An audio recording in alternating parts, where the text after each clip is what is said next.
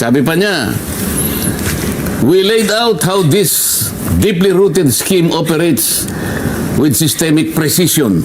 Ba? Oho. Ano systemic precision, Sus Mariose? Ha? It involves a network of actors. Nalaman daw nila. Namely, the contractors group who collude among themselves to rig public biddings and monopolize flood control projects. Key DPWH coordinators who manage project allocations and orchestrate the collection and delivery of kickbacks.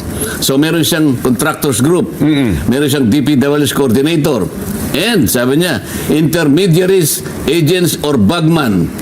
Pangatlo, di ba? Who received this illicit funds allegedly in behalf of their principals. Bakit yung principals wala kang tinatawag? Ba't ang tinatawag mo yung contractors at ilang complicit doon sa DPWH at sa kanilang mga bagman na sila yung tumatanggap in behalf of their principals? Bakit ngayon walang principal ni isa? Bakit ayaw mong ilitaw si Martin Romualdez? Para matanong naman namin. Bakit hindi niya hingin yung affidavit ni Martin Romualdez na sinabmit sa ICI? Para yun ang gawin naming basyan para tanungin siya.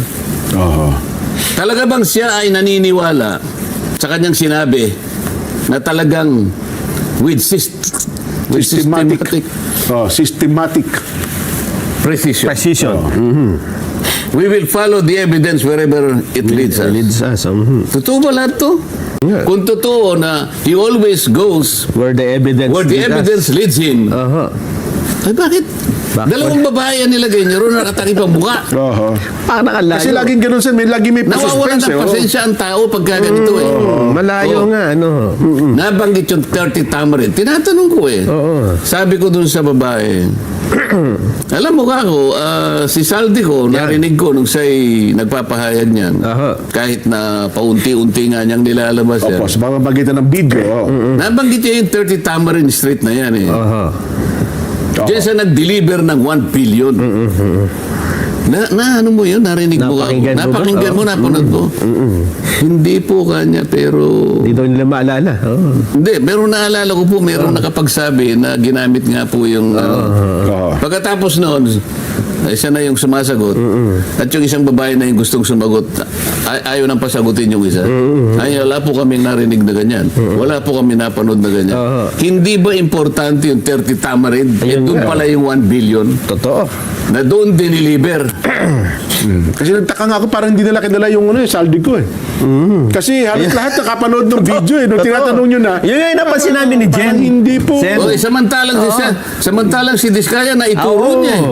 Yun ang naging interesado sila. Samantalang sabi namin ni Jen, hindi, kung ikaw ang nakatira dun sa address, nabanggit ni Saldi ko yung address mo, magugulantang ka, di ba? Usap-usapan niya. Usap-usapan, tsaka tatanungin ka ng mga kakilala mo. Yun nga lang ayaw kanya. Hindi nagbigay ng sworn statement. Hindi ako papayag na siya'y umupo doon at nakatakip ang mukha. Yung ba nasa rules namin na kailangan magtakip ka ng mukha? Pinag-uusapan ng rules. Wala sa rules daw yung pagbigay ng minority report. Yung pagtatakip ba ng mukha nasa rules? Yun ang di namin alam. Walang ganun. Subukan mong gawin sa husgado yun kapag hindi ka na-contempt. Hoy, tanggalin mo yan. Pasumpa ka pang ganyan Paano ka susumpa? Hindi ka nga kilala ng... Kasi may karapatan ako, ina-accuse ako Yun lamang pagiging sagrado ng panunumpa. Hinihiya mo ginagawa mo, binabastos mo Akalain mo sumusumpa ka, nakatakip ang mukha mo. Kaya nung sina-challenge siya ni Diskaya, di ba, sana makita ko rin po yung mukha. Tama lang yun Bakit ka mo? Ang pangaraniwang nagtuturo, malinis ang ano mo, ituturo mo talaga Sabi ni Diskaya, ikaw kanya nagtuturo, nakatakip. Pwede mo malaman din kung ano itsura mo. Pwede tanggalin mo. Ayaw.